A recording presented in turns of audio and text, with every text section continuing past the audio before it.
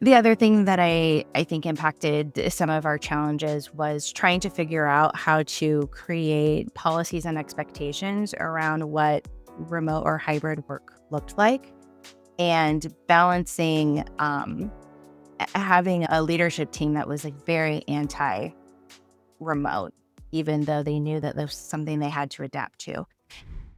When we're talking about AI in the world of HR and the world of talent acquisition, the debate often becomes, is this going to be an AI on autopilot world, an AI empowered world, or an AI enabled world?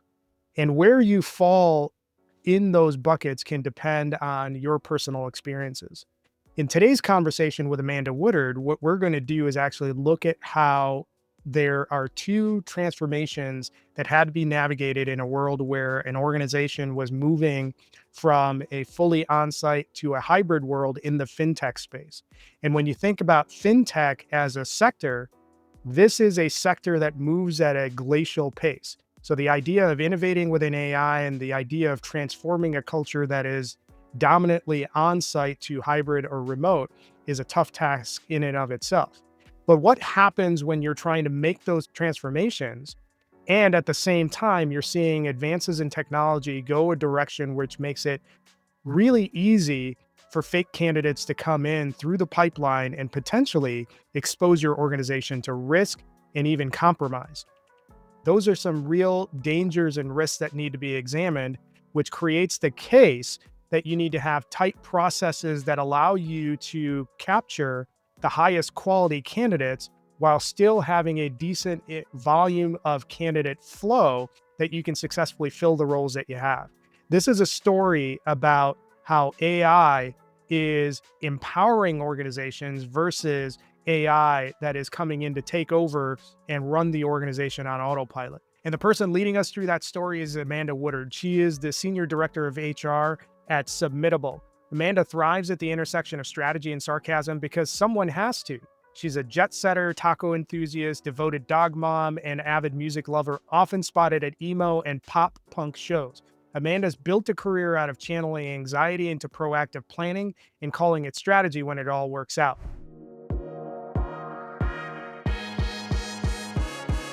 Amanda, excited to have you on. Welcome to the show.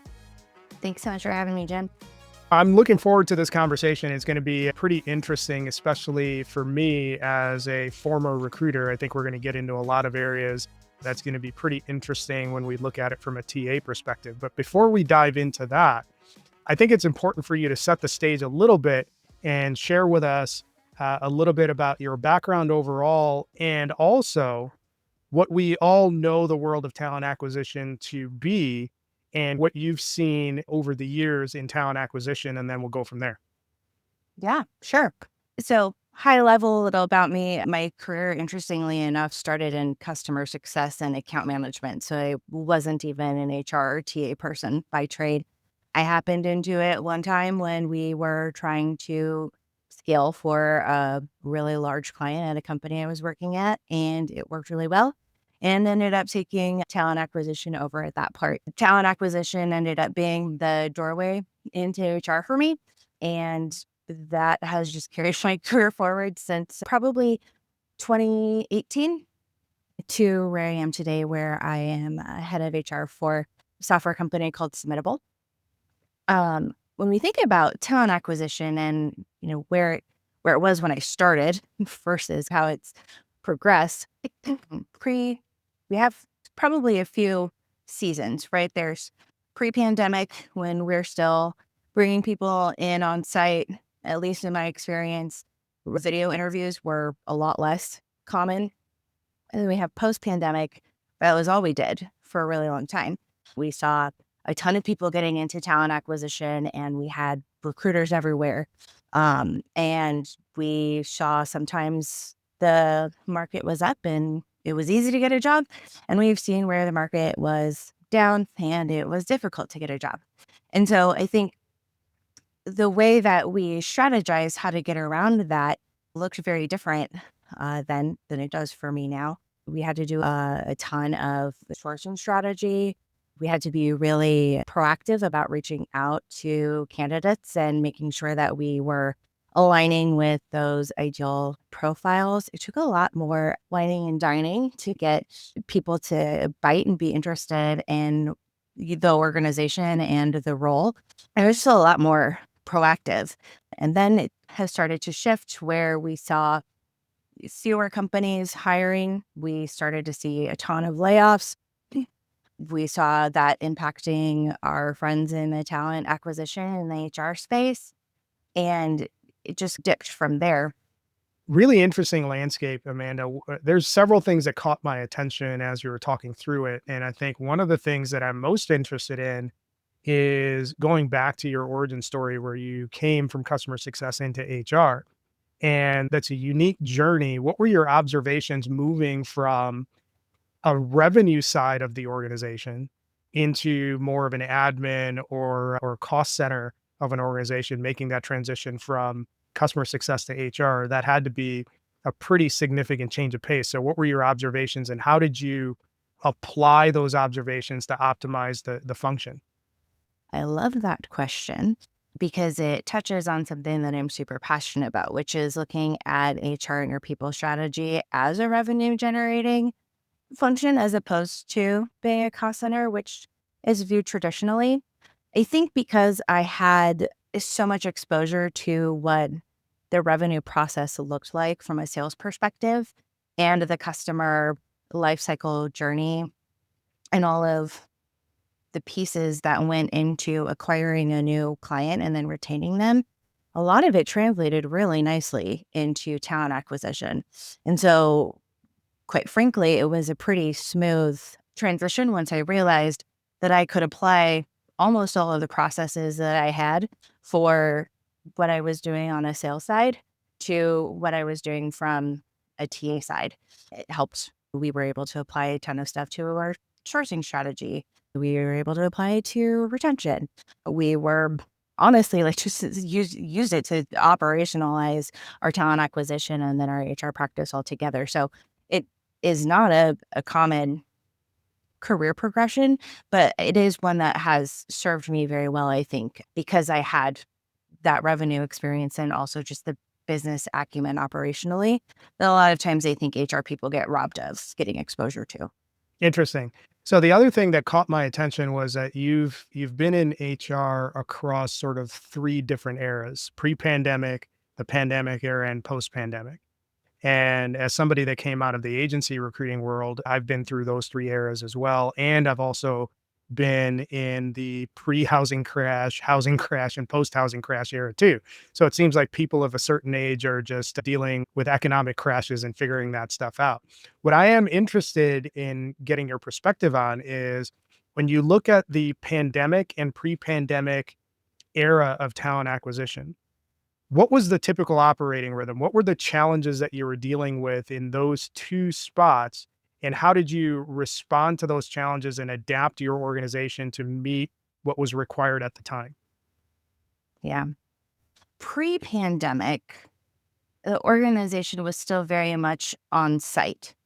And there were certain areas of the business that were geographically dispersed or remote, but for the most part, we were all in one HQ area, which really limited my talent pool. So the ways that we would go out and try to find talent for early career people, I literally was walking around Nordstrom with business cards and handing them out to people that I thought had potential for like early career customer service roles. And for some of the more technical roles where they were able to be remote, I was just doing weird stuff like Googling phone system repairs and then calling and trying to make relationships with people that had alignment in the work that we were doing. At the time, LinkedIn was a thing, but the type of technical talent that I was recruiting, which was voice and data engineers, didn't have a ton of presence on LinkedIn. So we had to find different ways to go out and find that talent. It was very much network related, people network related, and who do you know and how can you leverage that to find other people for those roles, and then how do we find people to take roles that we need on site because we had no flexibility there. Post pandemic, that flipped kind of everything, which was great in terms of having a much wider pool of talent that we could talk to. But I think one of the areas where the organization I was with at the time really struggled with was figuring out how to adapt to changing employee expectations and requirements. And so then it became more challenging because if you weren't competitive with work from home or remote, flexible work, if you had really stringent requirements on what do you do if your kid's in daycare and you work from home, those types of things made it really difficult and to be creative, and that impacted our sourcing and recruiting strategy for sure. And then this is also where I started getting more process focused and bringing in some of the stuff that I had done on a sales team in terms of creating pipeline and looking at email campaigns and things like that. And really just having to figure out how to apply those kind of the technical process chops to like sourcing and talking to candidates that I hadn't struggled with before. Got it. So when I think through what you're describing, and I can relate to kind of everything that you're talking about, when you're dealing with a primarily on-site environment, your talent pool is restricted to maybe a 20-mile radius around where your headquarters is. And that has an implication on your employee value proposition and your employer value proposition. How do you sell a particular role or a company where you have a commute? Now, in the pandemic and post-pandemic era, the implication of having wider talent pools is that you get better overall talent and you have access to more talent overall as well. And it should make the job easier, but it doesn't really work out that way, does it? So tell us a little bit about some of the things that popped up as we transitioned from a mainly on-site, geographically bound hiring strategy to a hybrid or remote, and in some cases, international talent strategy. What did you start seeing? Competition got so fierce, which did surprise me because now everybody has access to a wider talent pool. And so you would think that there would be great talent to go around for everyone. But as is with the case we even now, like, people want to work for great companies, and benefits and total compensation packages and all of those things are contributing factors to what that looks like for an employee when they take a job. And so if you are not a FANG company and you're in the tech space and maybe you're a small voice and data provider and you're not Accenture, like you can't compete with some of the things like from a compensation or benefit standpoint that those other organizations can't either. The other thing that I think impacted some of our challenges was trying to figure out how to create policies and expectations around what remote or hybrid work looked like, and balancing having a leadership team that was like very anti remote, even though they knew that there was something they had to adapt to. And so there was very much this sense of like control that was perceived as we don't trust our employees.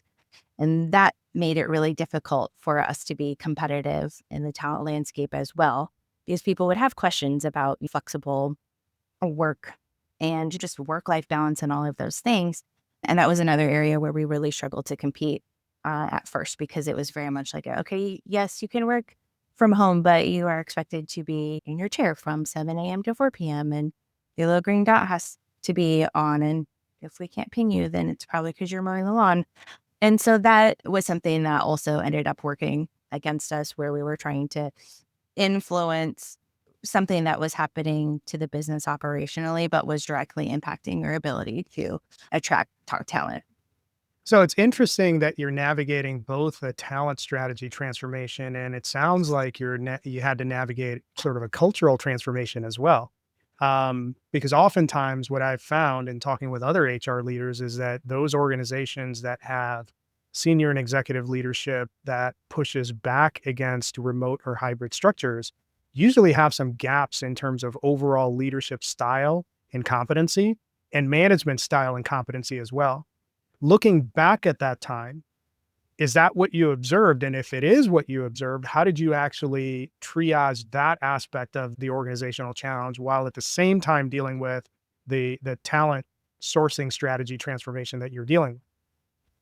I think there's a few things there. One of the things that I did not connect back then that I wish I would have was honestly generational differences in work styles.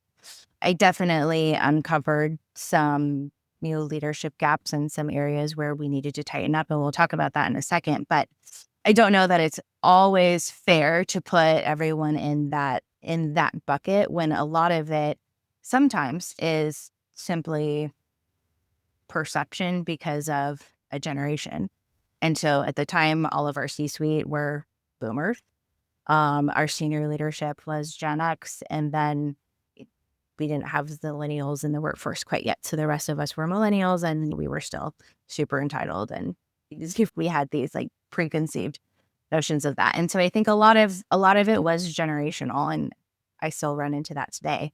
But one of the other things that we did uncover is just how much micromanagement was happening. And as a result of that, it's just like surprising how much we realized our productivity was being impacted. And it really was like a top down trust issue. Um, and one of the challenges that created for me was when we would go to open a new role, getting approval to have it be on site versus remote, if it had traditionally been on site, is really where we started to untangle all of those things. And so that's where we started having the conversations of, okay, but why does it have to be on site? What are you worried about that it isn't going to be successful? Doing some pros and cons. And at the time, I was also responsible for learning and development. So that also was like, okay, we need to do some work on our middle management, just leadership foundations and building trust. And then I needed to be able to leverage my influence to say, okay, just let me try this a couple of times.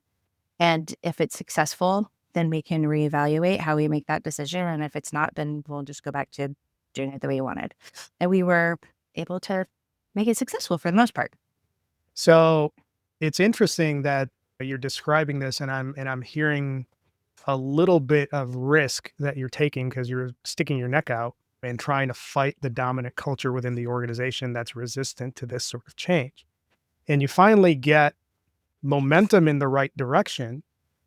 But the thing that I think about is even before you're dealing with heavy remote staff, I was running a agency recruiting firm for a metro market, and all of our candidates were generally within the metro market area, but there would be people that had 40 minutes commutes into where we were located, so we would just take a remote interview that way instead of having them come in. But even in those instances, we ran into issues where people were having stunt doubles in those environments, and you would get a different person showing up in the interview process, even in those local environments. So you've gotten momentum and stuck your neck out, and you've gotten some buy in to move people in the direction of opening up the candidate pool, being more open to remote candidates. But even in an environment where you were interviewing more locally, you still had to have strong processes in there that you could vet out candidates on a real basis and validate that their skills met the role. How did you navigate that challenge in a more remote recruiting environment where that becomes a lot tougher? What did you encounter and what did you do to combat that? We learned a lot of lessons along the way. Um, I can tell you that. We learned quickly that leveraging video over phone calls whenever possible was something that was important. I learned that candidates didn't really know immediately how to be part of a remote interview at the beginning. So, in some ways, I felt like we were also training candidates on how to show up for an interview. And then we also had to just really adjust the way that we looked at structural interviews and get really smart about the behavioral questions that we were asking. And that is also about the time when we started implementing like online technical assessment or any sort of like testing that we would have for technical roles to give us a good indication of, skill proficiency, which at the end of the day, honestly, gave us a better indication of whether or not someone was going to be successful in the role prior to what we were doing when it was in person and it was, more intuitive. So you put more process in, but I want to wind back just a little bit into what led to those processes being put in. Because one of the things that I encountered at the beginning of the pandemic and even before that is that when we would have virtual interviews with candidates that weren't geographically limited to our area, you would often have one person on camera and somebody else like feeding answers or acting as a stunt double or something like that. So to the point where we had instances where people who showed up at the work site were different than the ones that we interviewed. So when you expand that out from a virtual interview setting, did you experience that and what sort of controls did you put in as a result to mitigate the risk of somebody showing up that wasn't the actual person that you interviewed? It's funny that you ask that because I think for whatever reason, we were extremely lucky that in my entire TA career, we never had that happen, either with on-site or remote people or even across the multiple organizations that I've worked for. And you saying that just really reinforces that I was way too trusting for a long time because I wasn't even aware that was something that was happening until very recently when we started hiring quite a bit again. And we were just completely overwhelmed and inundated with the number of candidates that we were receiving for some of our open roles. And at that point, we were like, okay, we have to pivot our strategy again. We're a small team. We don't know how to get through all of these applications. I started kind of asking around in some different forums that I am a part of, like, what are some things that you guys can do? Like, how are you leveraging AI to get through this? And while we did figure that out, one of the other things that came up was someone shared an FBI article with me about just bad actors that were posing as candidates and then turning laptops or company access over to North Korea. There's recently a Forbes article talking about this as well. There's tons of just different aspects of fraudulent activity that is occurring today above and beyond just the typical 25% of people lie on their resume type of thing. And it's scary. This has been a fantastic conversation so far. If you haven't already done so, make sure to join our community. We're building a network of the most forward-thinking HR and people operations professionals who are defining the future. I will personally be sharing news and ideas around how we can all thrive in the age of AI. You can find it at gocleary.com/Cleary-community. Now back to the show. So when you have a couple of these things that are popping up at a national level, where you're talking about foreign bad actors potentially compromising internal systems with, fake candidates and whatnot. But you referenced there are ways that you can leverage AI as a countermeasure against that. So what are some of the things that you've learned or done to combat the risk of that? Yes. So first, I'm going to start with a hot take. Everybody has been completely inundated with everyone in their LinkedIn messaging getting blown up about, oh, we have AI to do this, we have AI to do that. And let's be real, most of the time it's not AI, it's just automation. And I'm not knocking automation because that has saved my biscuits like a ton of time. But let's be clear that automation and AI are not the same thing.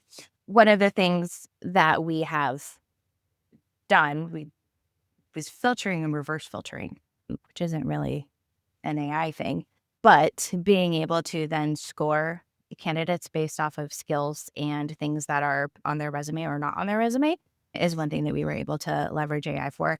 And that significantly reduced the amount of time that we had to spend just in the application review part. There are some other more tactical old school things that we actually implemented to help encourage people not to apply if they were fake, like taking away easy apply on LinkedIn, for example, and making people actually fill out an application and having the application have drop downs and check boxes and long text and short text so that it would be more difficult for a bot to fill it out. And then keyword search, like I mentioned. One of the other things that we would do is reverse keyword search. So if there were specific skills or specific parts of the tech stack or something that we wanted to look for that maybe wasn't included in the job description, we would search for those and then aggregate that versus what we had done from our original filter to try to get down to viable candidates. So that's at the application stage. Mhm. What changes or processes did you implement at the interview stage to make sure that candidate quality remained high? Yeah, so now we have the multiple levels of ID verification. And you think of it as multiple gates as you go through the process. The first gate is a digital ID footprint verification. And so that's just taking basic information, name, phone number, email address, and cross referencing against your digital profile experience, if you will, checking for things like what is your phone carrier? Is your email actually an email that is connected to something else that you would use on an application in the internet? Do you have consistent activity that you would expect to see with a real human on things like LinkedIn? And then looking at geolocation. So you told me you were in Ohio. Does your IP address actually reflect that you're in Ohio?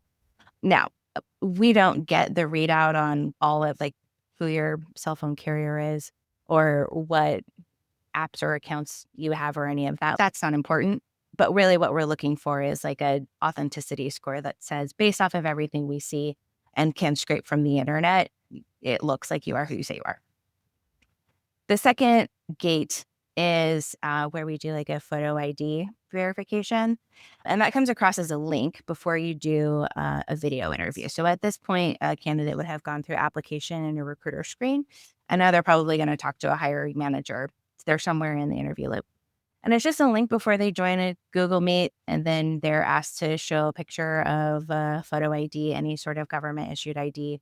And then we have a third party system that will run that through and check to make sure that it's not fake, that the person in the photo ID is also the person who's represented on the video. That has, I think, helped us get away from having to do some of the awkward deep fake tests. Like I call it the John Cena, when you're trying to make sure that you don't see someone having a, face overlay that's not theirs. The third check is a reference check. Obviously, like we do care about like past performance, but also everyone knows that no one's going to give a reference that's a bad reference. So what we're really looking for in that situation is that the contact information that we've been given matches the organizations that are on the candidate's resume where they said they worked. And then we're also doing a side-by-side comparison of geolocation like that. For example, maybe we would run into someone who has multiple email addresses and they are their own reference. And to try to get around it, they talk to us on iPhone and they email us from a PC, but their IP address is all similar or the same. So we know that they're in the same like geolocation.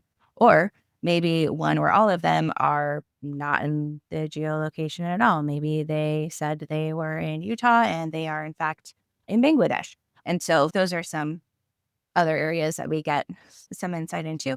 And then the last step is a background check.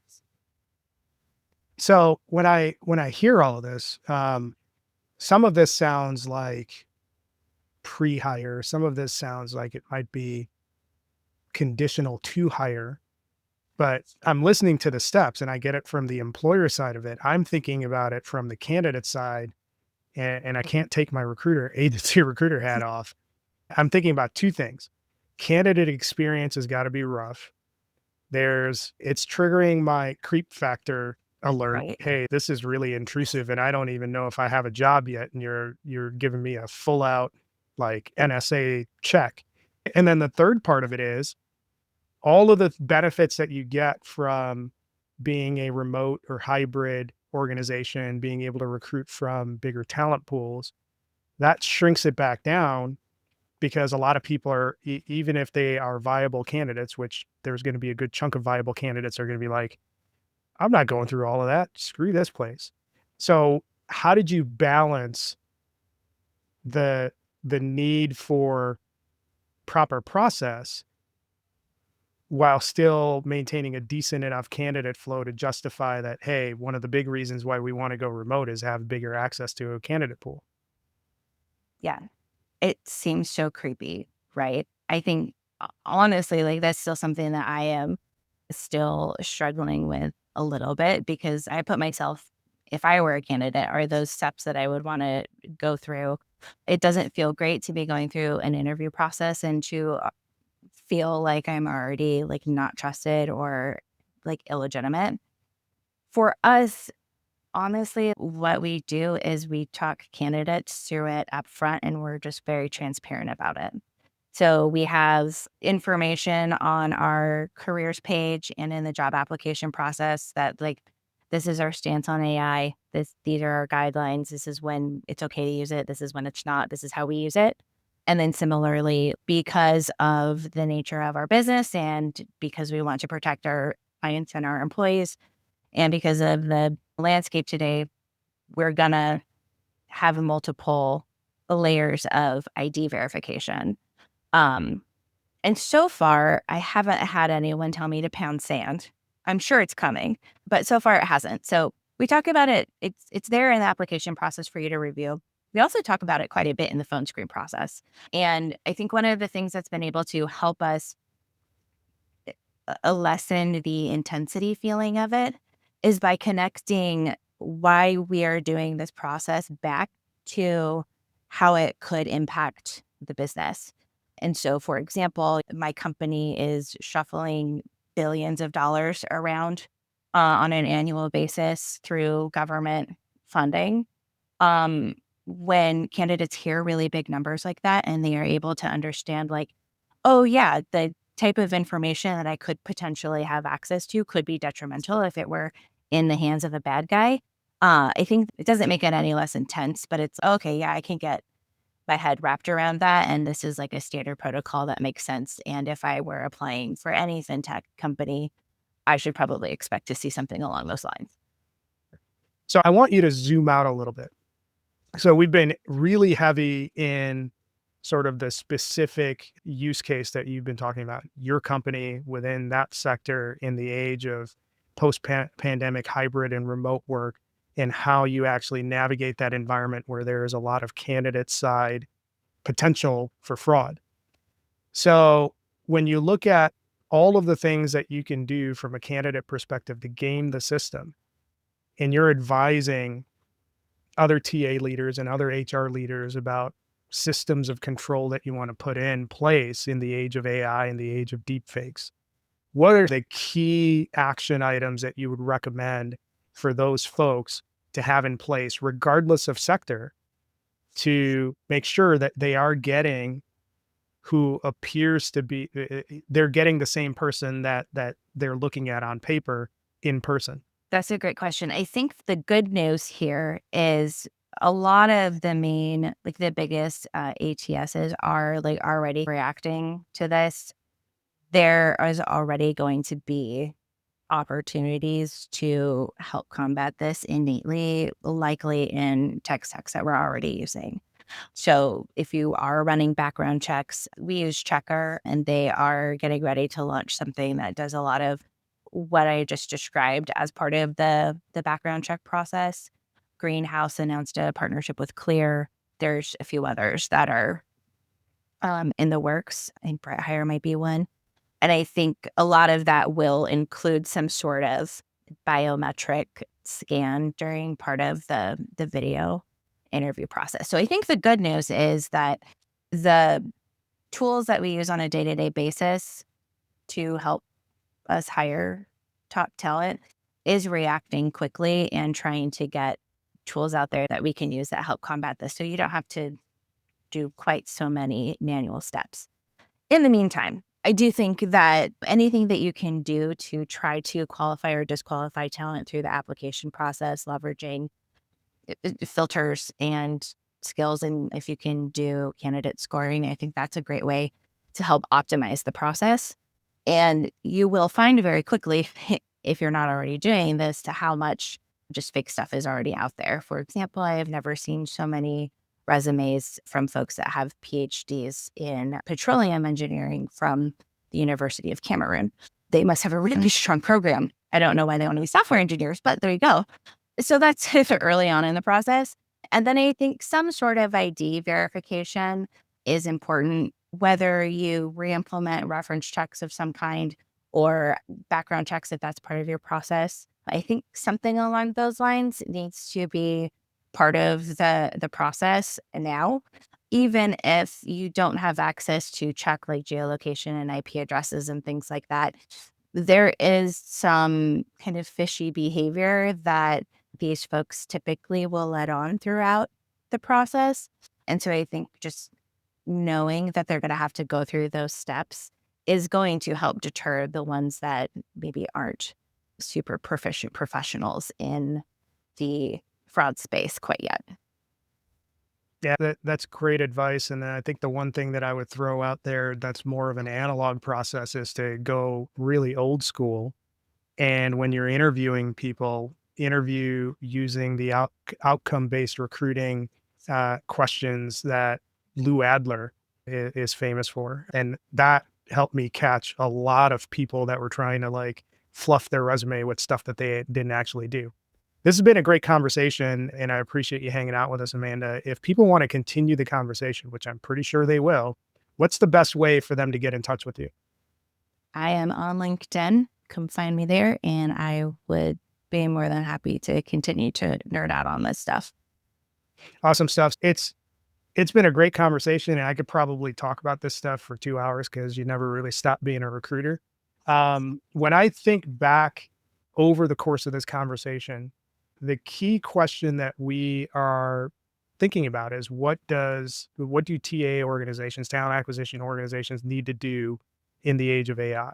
Because the ability to fake a candidate to get access to your environment is only going to get better.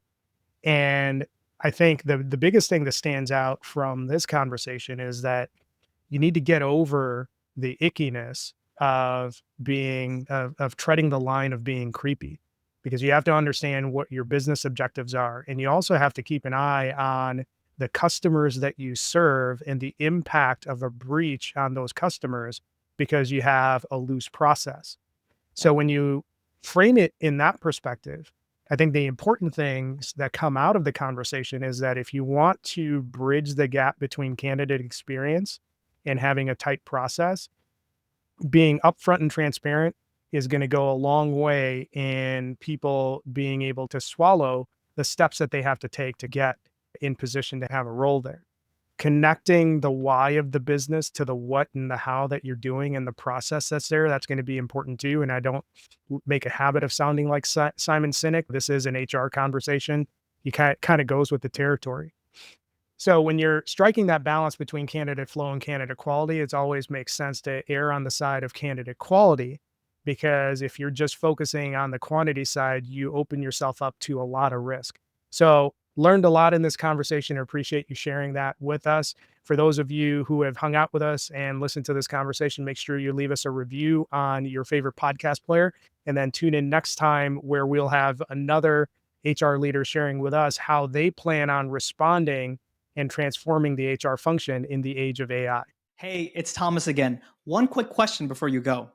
Are you and your HR team tired of answering the same employee questions again and again in Slack? If yes, our Cleary AI-powered Slack bot is here to help. It takes routine employee requests and answers it automatically while freeing up time for you to take on more important tasks. At the same time, it automatically builds up an HR knowledge base as you go.